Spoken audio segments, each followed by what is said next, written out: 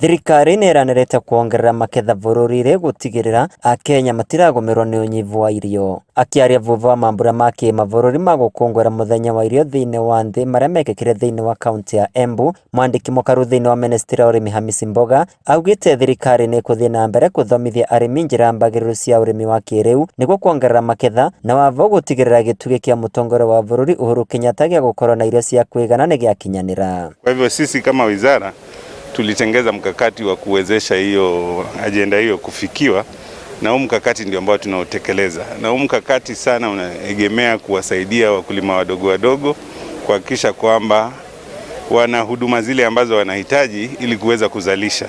Na kwa sababu hiyo unakuta kwamba uzalishaji wetu wa chakula umeenda juu. Kwambĩrĩria mũthia wa mwaka mũthiru, bũrũri wa Kenya no ũgũmĩrĩtwo nĩ mathĩna karũndo marĩa nĩ vamwe na tharĩkĩra ya ngigĩ, mogarũrũku ma rĩera na ũndũ ũmwe na mũtuthũko wa mũrimũ wa COVID-19.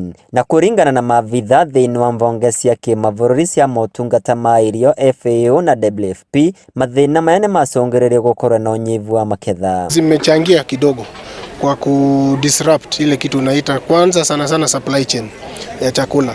Lakini mimi ningeshukuru sana kwa sababu kuna mikakati serikali iliweka vizuri sana kwa food security. As the effects of the pandemic compound the effects of conflict and climate change. For the World Food Programme, one of the lessons we're learning from the pandemic is the paramount need for robust food systems. Kũringana na ũthuthuria wa rũvonge rwa FAO, makĩria ma tani bilioni 1.3 cia irio ciothe iria cikethagwo thĩinĩ wa thĩ o mwaka nĩ ciũraga kumana na njĩra citagĩrĩire cia kũiga maketha, ũndũ ũtũmaga andũ milioni 690 kũgũmĩrwo nĩ ng'aragu. In Kenya, current food losses are estimated to run between 30 and 50% across all food produce.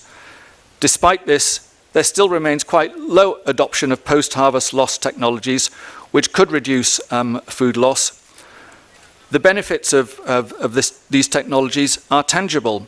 They can be economic gains, environmental gains, health benefits. Wavo nĩguo gũtigĩrĩra mĩena ĩrĩa ĩgũmagĩrwo nĩ wagi wa mbura ya kũigana nĩ yagĩa na maketha, thirikari nene nĩ ĩranyitanĩra na thirikari cia kaunti gwakĩra arĩmi thiranga cia maĩ ma kũrĩma. Na kwa zile sehemu ambazo ni kame, ambazo huwa zina changamoto za uzalishaji, tunawasaidia kwa kupitia kuchimba vidimbwi, kuchimba boreholes, kwa sababu ukulima unahitaji maji.